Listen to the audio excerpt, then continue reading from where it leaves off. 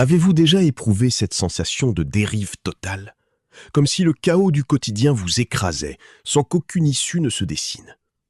Ce sentiment amer que, malgré votre acharnement, les difficultés ne cessent de s'amplifier. Imaginez qu'il existe une force capable de transmuter intégralement votre existence, une vérité biblique méconnue qui détient la clé de toutes vos inquiétudes. Une puissance apte à ramener l'harmonie dans le désordre, à éclaircir vos doutes et à substituer une paix profonde à votre détresse. Les Écritures recèlent un mystère sacré, une réalité spirituelle que beaucoup de croyants effleurent sans jamais en saisir l'essence profonde. En confiant réellement la direction de votre vie au Créateur, vous libérez une force divine capable de renverser n'importe quel pronostic. Songez-y un instant. Combien de fois nous sommes-nous épuisés à vouloir tout piloter par nos seuls moyens? Nos stratégies et nos efforts finissent souvent dans l'impasse. C'est l'image d'une main tentant de retenir du sable. Plus la pression augmente, plus les grains s'échappent. Cela s'explique par le fait que nous nous limitons à nos capacités humaines, alors que l'infini divin nous tend les bras. Dans les lignes qui suivent, je vais vous exposer un fondement spirituel si radical qu'il transformera votre perception de l'adversité. Vous réaliserez que se décharger sur Dieu n'est pas un aveu d'impuissance, mais le sommet de l'intelligence spirituelle. À travers des récits bibliques concrets, nous verrons ce principe à l'œuvre, et surtout, comment l'intégrer à votre quotidien. Il ne s'agit pas d'une simple leçon de théologie, mais d'une révélation concrète capable de rediriger votre destin.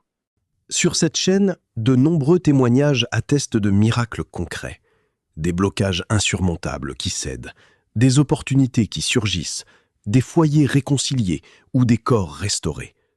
Ce ne sont pas des hasards, mais les fruits de la souveraineté divine, lorsque nous lâchons prise. Avant d'approfondir, j'aimerais que vous marquiez votre adhésion à cette démarche. Inscrivez en commentaire la déclaration suivante. Je remets ma vie entre les mains de Dieu. Considérez cela comme un engagement public et un acte de foi qui dispose votre esprit à recevoir cette parole. Je vous invite également à soutenir cette vidéo par un j'aime. Ce geste simple permet au réseau de diffuser cet espoir à ceux qui se sentent seuls ou perdus. En agissant ainsi, vous devenez un messager de l'Évangile à l'ère numérique.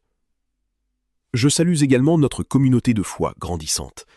Pour beaucoup, cet espace est une bouffée d'oxygène spirituel, notamment pour ceux qui sont éloignés d'une église physique. C'est pourquoi votre interaction est primordiale. Avant de poursuivre notre exploration, manifestez votre présence en écrivant « Paix en Christ ». Restez bien attentifs, car l'un de nos derniers points pourrait bien être le déclencheur de la bénédiction que Dieu a préparée pour vous aujourd'hui. Entrons maintenant dans le vif du sujet.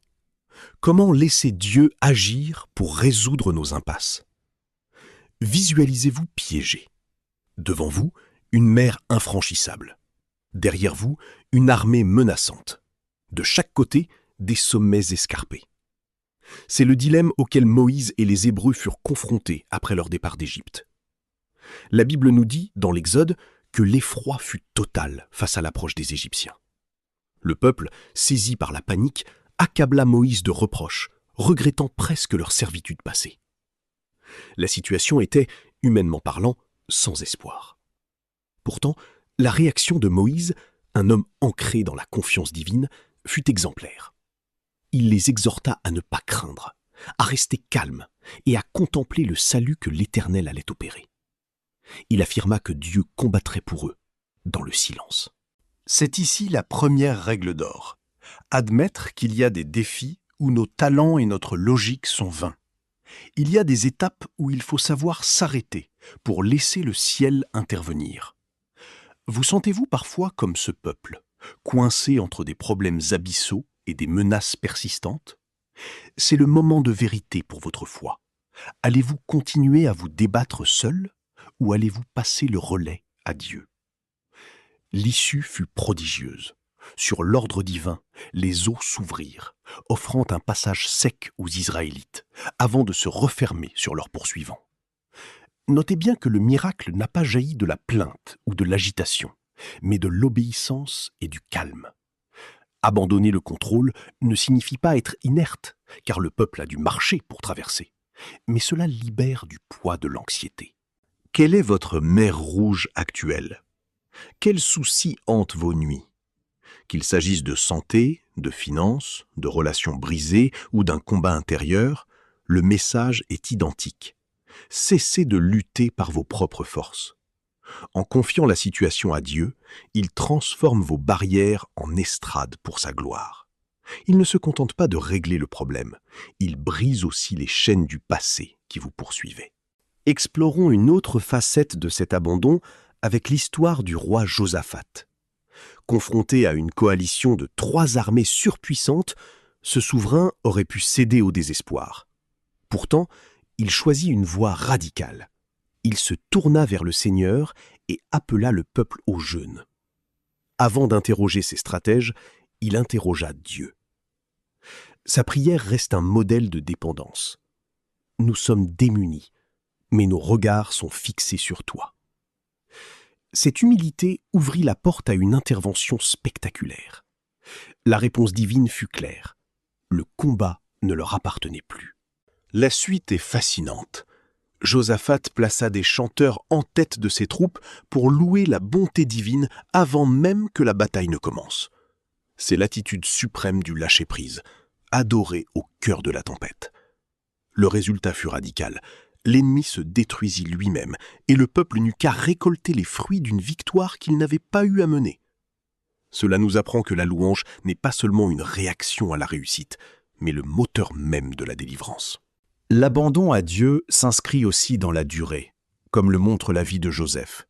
Malgré des rêves de grandeur reçus dès sa jeunesse, son parcours fut une succession d'injustices. Trahi par ses frères, vendu comme esclave, puis injustement emprisonné. Pourtant, l'Écriture souligne que Dieu était avec lui. Joseph ne s'est pas aigri. Il a maintenu son intégrité dans l'adversité, comprenant que la réussite divine est intérieure avant d'être extérieure. Il lui a fallu 13 ans pour passer de la prison au palais de Pharaon. Son histoire nous enseigne que le plan de Dieu n'est pas une ligne droite. Le trône exige souvent de passer par la fosse. Confier le contrôle à Dieu, c'est accepter son timing et voir chaque obstacle comme une formation nécessaire pour notre destinée finale. Enfin, tournons-nous vers les disciples sur la mer de Galilée. Malgré la violence des flots, Jésus dormait. Leur panique révèle une faille courante. Oublier qui nous accompagne. Jésus, en apaisant le vent, ne leur a pas reproché leur peur humaine, mais leur manque de foi. La foi véritable ne garantit pas l'absence de tempête, mais assure la tranquillité d'esprit en leur sein.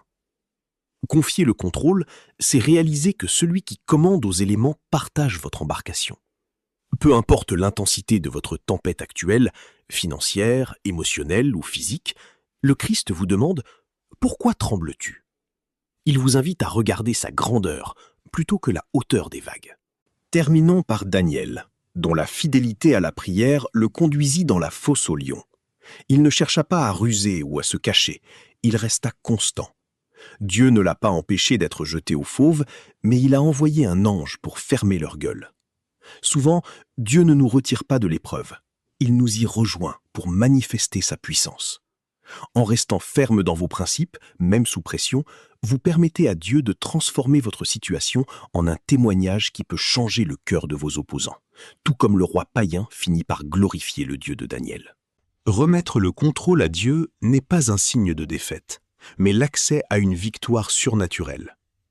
Préparons maintenant nos cœurs à appliquer ces enseignements et à voir la main de Dieu restaurer chaque aspect de nos vies.